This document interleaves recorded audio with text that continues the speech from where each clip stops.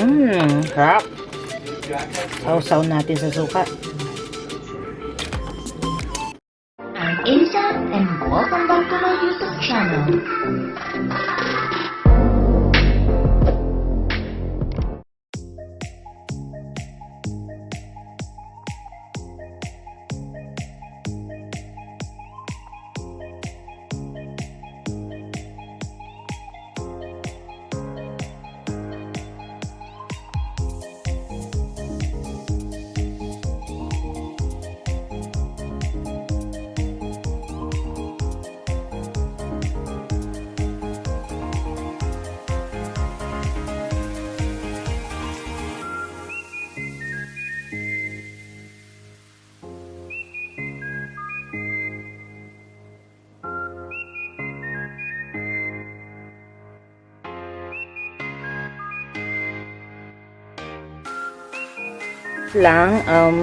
Kanina ko lang siya nilagay sa ilalim ng araw is medyo tuyong-tuyo na siya, so baka mamaya or bukas pwede na natin siyang ilagay or i-prito.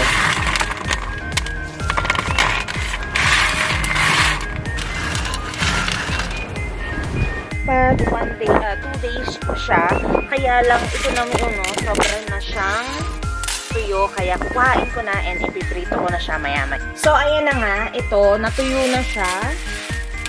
And wala pa siyang 2 days, siguro mga 24 hours lang siya. Ang ginawa ko kagabi is, since malamig dito, nilagyan ko lang siya tinuyo ko siyang maigi, and then nilagyan ko siya ng paper towel sa ibabaw niya. Tapos kaninang umaga, inilabas ko siya, and the time today is like 5:15 na ng hapon, and sobrang dry na siya and ready to fry na. And ipapakita ko lang, ito yung tunog nung dried macaroni natin. Yung boiled na dried na siya. Tapos, ito naman yung raw macaroni. Parang magkaiba yung tunog nila. Ito parang mabigat. Ito light. Sobrang light lang siya. Ayan. Tapos, dito naman, meron na akong inihandang, nagpapainit na ako ng mantika natin. And itatry natin siya. So, kukuha tayo ng isang piraso. So, ito from yung hindi na boiled.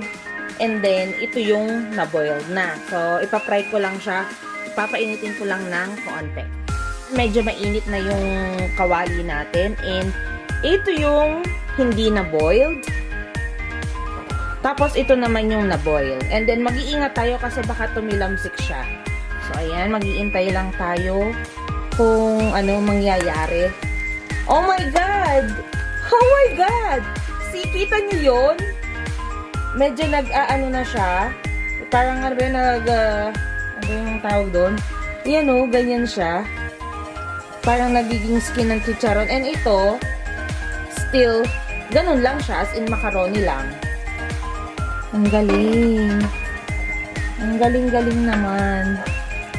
Yan. So, maliit na macaroni yung, small elbow macaroni yung kinuha ko. Kaya maliit siya. Ito lang yung kinuha ko. Small yung size niya. Pero next time, itatry natin ng ibang size. Ipiprito na natin ang the rest.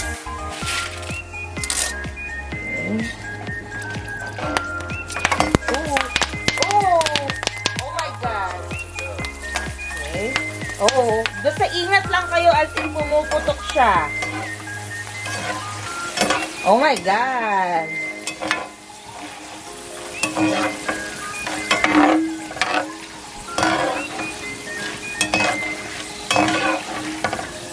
Wow. Grabe, nakaka-amaze. This is my first time to cook this. So, ayan, iluluto ko lang lahat-lahat.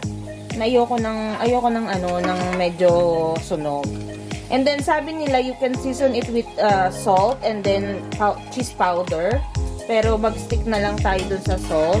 Even though I have a cheese powder, ayokong sirain yung chicharon taste niya. Grabe, sobra to.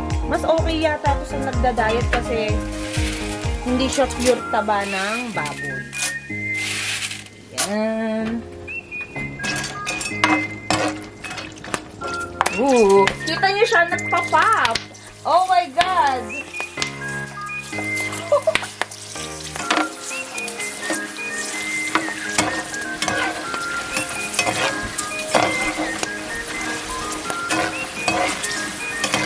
And then you're gonna taste it, and then my husband will gonna taste it, and he's the first one who will taste it.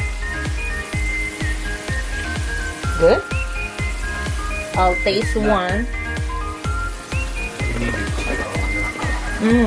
Okay. That's good.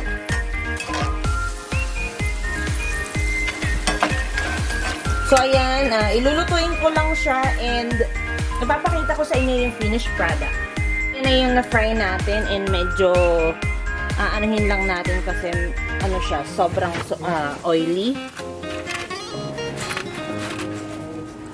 Yan, and then lalagyan ko siya ng konting salt para may lasa.